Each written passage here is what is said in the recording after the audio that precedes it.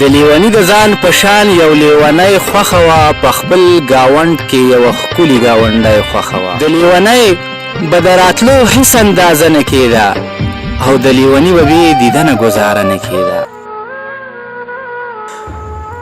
رقیبه هسې مې کوشش د جدایۍ مه کوه، رقیبه هسې مې کوشش د جدایۍ مه کوه، ما په خپل زړه په هر دیوال نوم د هغې لیکلی. شروع کوم په رب ذوالجلال چې ډېر بخښونکی او مهربانه دی. اورېدونکو زه یم منظور تاثیر او تاسو ته د ارمان په شیشه باندې هرکلی وایم. اورېدونکو عزیز حسن دروال صاحب په پروګرام کې ناست دی، یقینا زړه راښکونکي غزلې یې راوړي، زړه راښکونکي نظمونه یې راوړي دي. دا به راسره په پروګرام کې شریکوي. انضمام نادان صاحب هم په پروګرام کې ناست دی، خو غزلې او نظمونه مونږ ډېر اورېدلي، خو عزیز حسن دروال صاحب ته یو دا ګیله هم کومه چې یاره عزیز حسن دروال صاحب خو مونږ سره پروګرام پرمان په شیشه باندې یو ډېره موده پس را جوړ شوی دی، ځکه چې د کلي نه ډېر بهري مسافري څه خپل مصروفیات چې دی د وجې هغه پروګرام کې هغه ته شرکت چې دی نو هغه مونږ سره په پروګرام کې شرکت ونه کړي. نو عزیز حسن دروال صاحب ته دا وایم چې عزیز حسن دروال صاحب اورېدونکي هم ستا د کلام منتظر دي او مونږ هم. نو په پروګرام کې به راته هغه داستان مخې ته کوي کوم چې زړه راښکونکی دی، کوم کې چغه ده، کوم کې چې فریاد دی، هغه داستان پسې زه م راغلم، هغه داستان پسې ارمان ټي وي م راغلي ستا خوا ته، هغه داستان به راته عزیز حسن دروال صاحب وړاندې کوي. عزیز حسن دروال صاحب په پروګرام کې درته هرکلی وایي. منظور صاحب انشاءالله کوشش به کوم چې داستان درته ووایم، خو ډېر ښه به یاد نه وي، خو کوشش به انشاءالله کومه. کیسه څه داسې وه چې د لیوني د ځان په شان یو لیونی خوښه وه، د لیوني د ځان په شان یو لیونی خوښه وه، په خپل ګاونډ کې یوه ښکلي ګاونډی خوښه وه. و ډېره ښکلي او ښایسته لکه د ګل په شانتې، و ډېره ښکلي او ښایسته لکه د ګل په شانتې، په ونه دنګه و ملګرو د سنبل په شانتې. بیمار شو خلکه لیونی بیمار شو، بیمار شو خلکه لیونی بیمار شو، د لیونی پسې زڼګی بیمار شو. د لیونی به د راتلو هېڅ اندازه نه کېده، د لیونی به د راتلو هېڅ اندازه نه کېده او د لیوني به بې دیدنه ګزاره نه کېده. د لیونی اوس ګزاره نه کېږي، د لیونی اوس ګزاره نه کېږي، ژوند ترېنه کور کې یو لازه نه کېږي. د لیوني د مور آواز یې شو تر غوږو دروازې ته راغله، پسې د کوره را بهر شوله کوڅې ته راغله. د لیوني مور ته یې ویل ستا زوی لیونی څنګه و، هغه په ما د ځانه ګران زما زړګی څنګه و.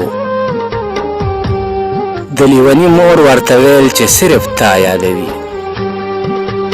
د لیوني مور ورته ویل چې صرف تا یادوي، چېرته پوښتنې له یې راشه ستا ښکلا یادوي. لیونی ویل ورته ته زه در روانه یمه، د لیوني نه بغیر زه هم سرګردانه یمه. د لیوني په تپوس خلکه لیونی راغله، د لیوني په تپوس خلکه لیونی راغله، ورسره کېناسته په خوا کې ښاپېری راغله. لیوني ویل چې مې دې خپلې لیونی ته ګورم، لیوني ویل چې مې دې خپلې لیونی ته ګورم، زړه به مې وچ وي چې دې خپلې زندګۍ ته ګورم. لیونی ویل چې لیونیه صرف ستا یم زه، لیونی ویل چې لیونیه صرف ستا یم زه، د بل به نه شمه قسم دی ستا لیلا یم زه. لیونی ویل چې لیونیه صرف ستا یم زه، د بل به نه شمه قسم دی ستا لیلا یم زه. هر څه چې لیکم خو په سوو زړونو لیکم، هر څه چې لیکم خو په څو زړونو لیکم حسن دروال هر یو داستان د زړه په وینو لیکم حسن دروال هر یو داستان د زړه په وینو لیکم او یو بل غزل دی نوی دی شریک پیکو چې زه یو په یار پوهېږم زه یو په یار پوهېږم په جهان باندې نه یم د مینې لیونی یمه په ځان باندې نه یم زه یو په یار پوهېږم په جهان باندې نه یم د مینې لیونی یمه په ځان باندې نه یم رقیبه یار زمانه بیلول څه ټوکې نه دي رقیبه یار زمانه بیلول څه ټوکې نه دي شه سر مې تې قربان د سر تاوان باندې نه یم د ژوند مازیګری به بې دیدنه رانه نیزي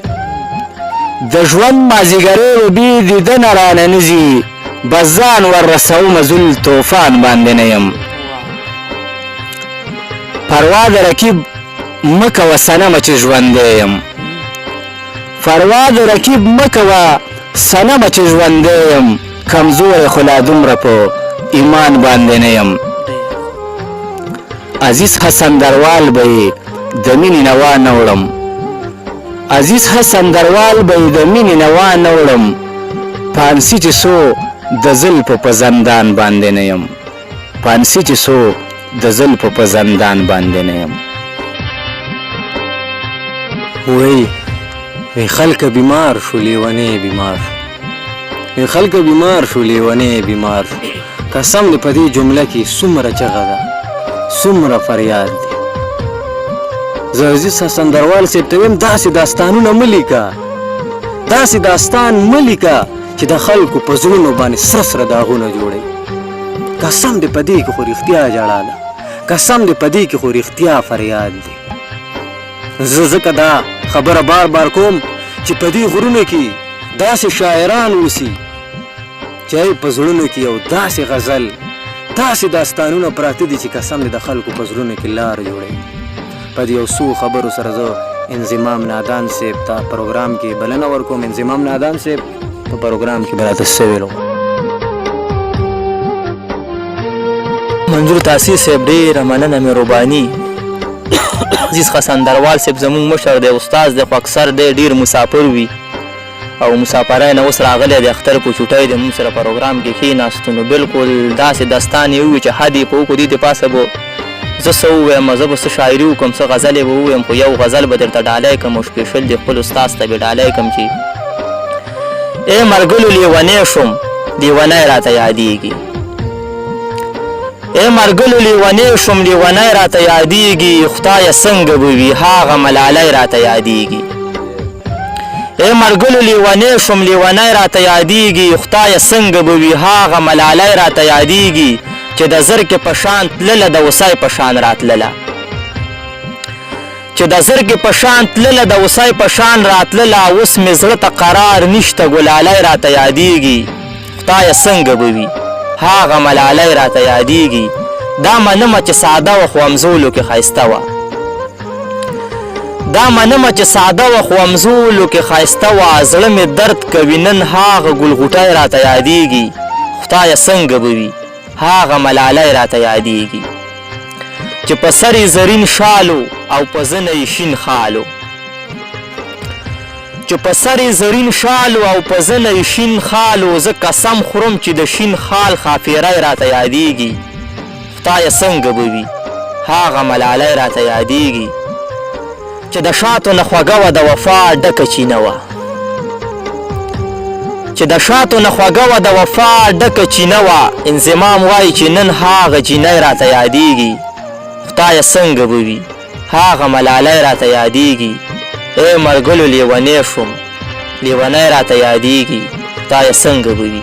هغه ملالی راته یادېږي ډېره مننه منظور تاثیر صاحب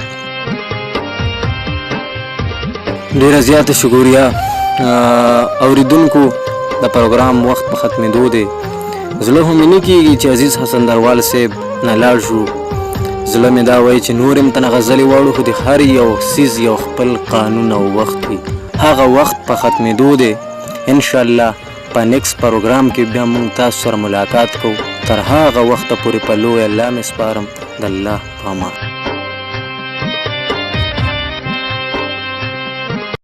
अगर आप इस चैनल को सब्सक्राइब नहीं किए हैं तो प्लीज सब्सक्राइब जरूर करें और बेल बटन घंटी को दबाना ना भूलें.